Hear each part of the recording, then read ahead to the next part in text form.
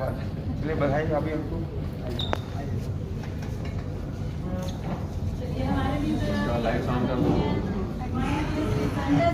प्रणाम भैया, आपका बहुत बहुत स्वागत है।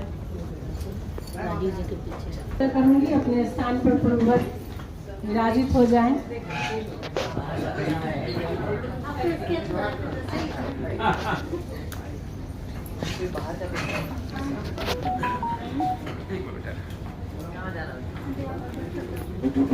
मैं आसमानी लगी से आग्रह करूंगी, उनका स्वागत करें। स्वागत है आपका भैया। ऐसे बोलिएगा, आज तो मत बोलिए। शुभारंभ करने के लिए स्वागत उद्बोधन के लिए पुष्पा सहाय गिन्नी जी को सादर आमंत्रित करती हूँ। यहाँ उपस्थित सभी लोगों का मैं हार्दिक स्वागत, अभिनंदन, वंदन करती हूँ। माँ शारदे को नमन करती हूँ और जो साहित्य के क्षेत्र में है उनको तो मालूम होगा कि किसी कवि या लेखक के लिए उसकी पुस्तक के आने का एहसास किसी बच्चे को जन्म देने के एहसास के जैसा होता है। तो आज ये मेरे लिए अत्यंत खुशी की बात है और मेरी इस खुशी में आप लोग शामिल हुए हैं, ये और भी खुशी की बात है। तो आपको स्नेह और आशीर्वाद कीजिएगा। बहुत स्नेह और शुभकामनाएं आपको। मैं कार्यक्रम को आगे बढ़ाती हूँ और हमारे बीच उपस्थित हो चुके हैं माननीय श्री संजय सेठ जी।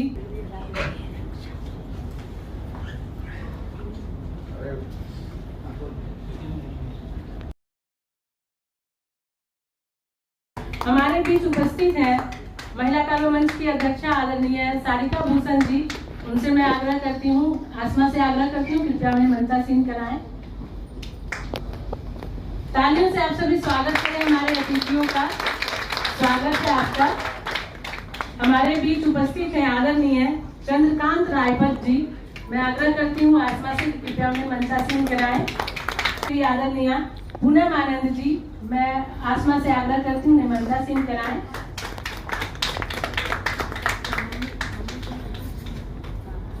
मैं आसमा से आग्रह करती हूँ कि आज के जो पुस्तक का जो लोकार्पण होने जा रहा है उसकी जो क्वीन है पुष्पा सहाय गिन्नी जी को मंचासीन कराएं। बहुत ही स्नेह पूर्वक आज का यह मंच सज चुका है और मैं सादर आग्रह करती हूँ कि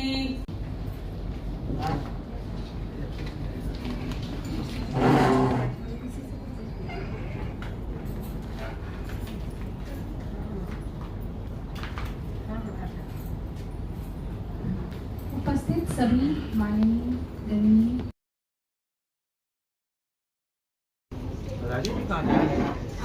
राजीव जी से भी आग्रह होगा कि कृपया आए।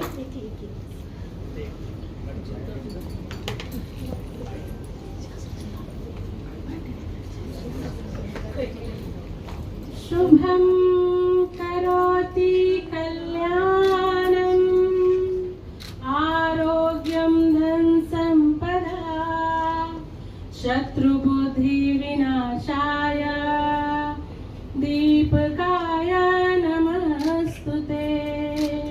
दीपो ज्योति परम ब्रह्मा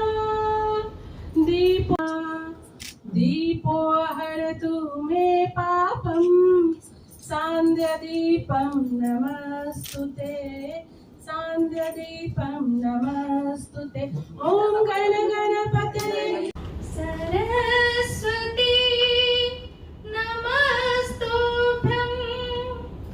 वरदे कामरूपिणी विद्यारंभं करिष्यामि सिद्धिर्भवतु मे सदा।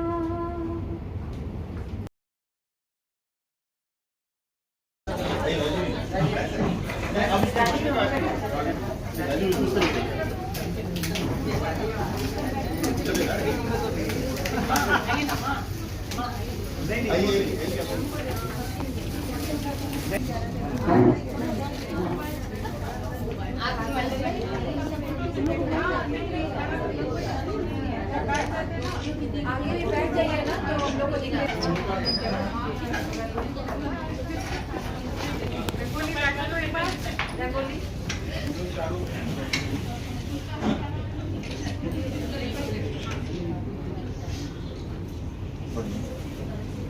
जोरदार तालियों से आप सभी अभी पुनः आप सभी का स्वागत अभिनंदन करती हूँ, नमन करती हूँ।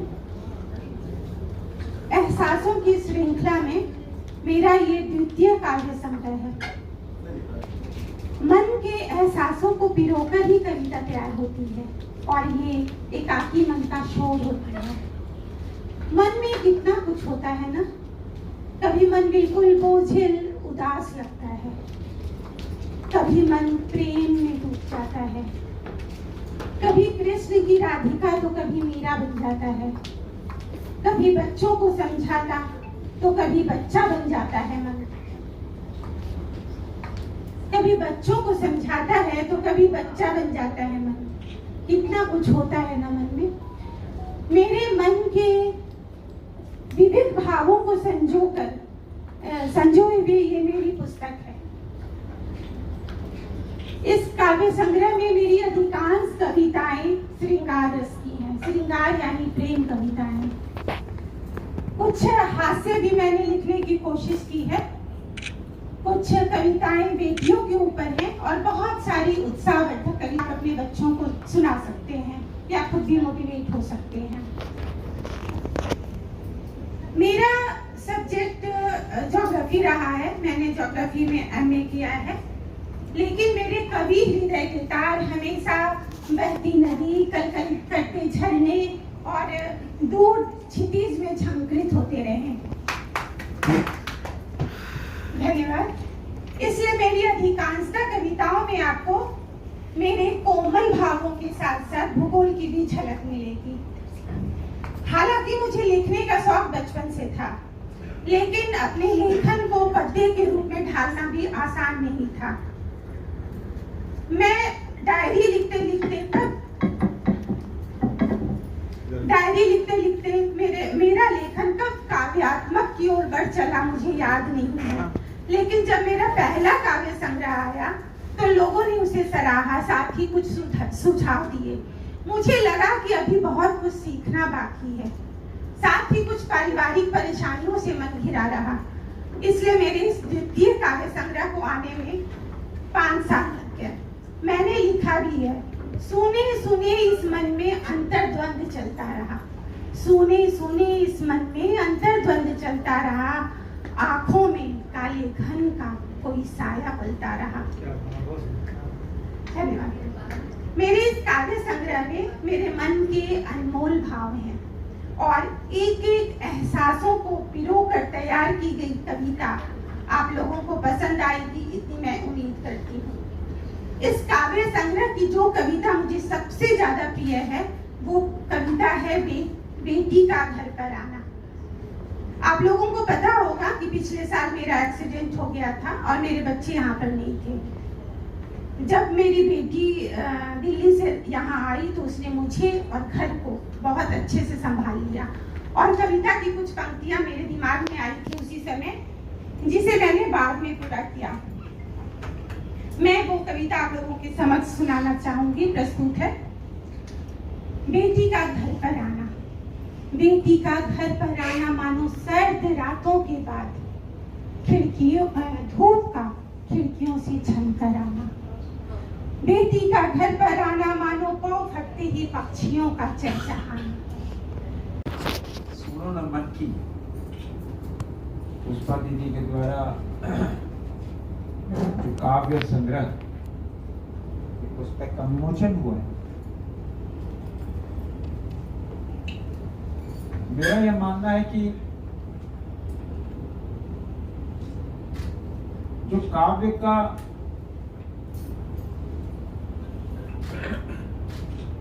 लेखन होता है वो दिल से निकलने वाली आवाज होती है और पुष्पा दीदी हमेशा मैं तो याद है खादी बोर्ड के समय जब खादी मिला था तब से गुनगुनाती रहती थी। और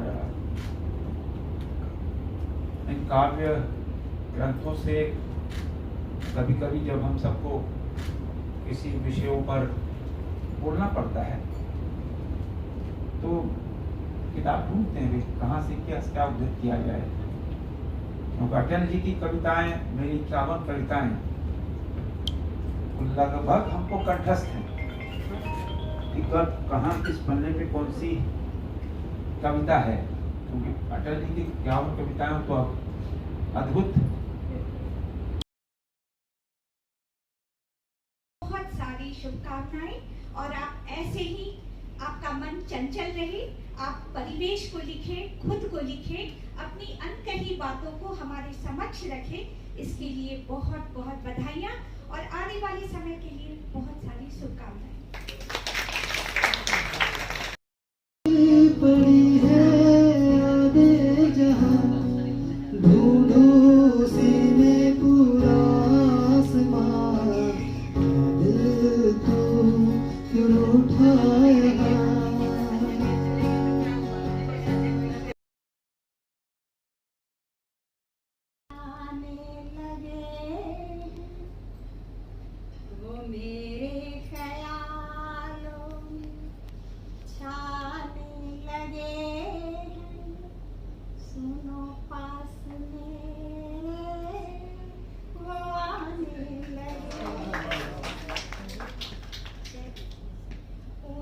लोकार्पण, लेखन, इस सब में बहुत लोगों का सहयोग होता है। कहते हैं कि जो मकान ऊपर से दिखता है उसके पीछे नींव की महत्वपूर्ण भूमिका होती है।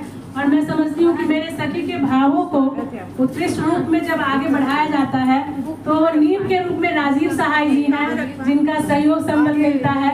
जैसे मुझे भी विशु जी का मिलता है, विशु जी से मैं आग्रह करूंगी कि इनका सम्मान करें।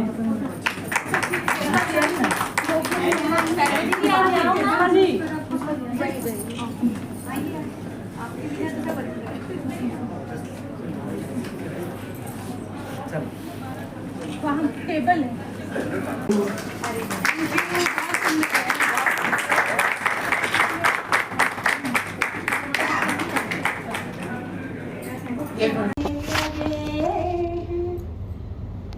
वो मेरे ख्यालों स्थिति दे पाने में असमर्थ। भले ही मैं वहाँ का शरीर उपस्थित नहीं हूँ, किंतु इस अवसर पर मैं अपनी भावनाएं ऑडियो में शुभकामना संदेश के माध्यम से व्यक्त करना चाहती हूँ। मुझे खुशी है कि आपने मुझे इस योग्य समझा कि मैं आपकी पुस्तक का संपादन कर सकूं। एक भूगोल की छात्रा का हृदय कभी साहित्य के सागर में भी गोते लगाने को मचल उठेगा, शायद यह किसी ने न सोचा। पुष्पा सहाय गिन्नी भाव की कवियत्री है, जिनके हर शब्द से श्रृंगार टपकता है। इनकी हर कविता प्रेम के इर्द गिर्द है, जो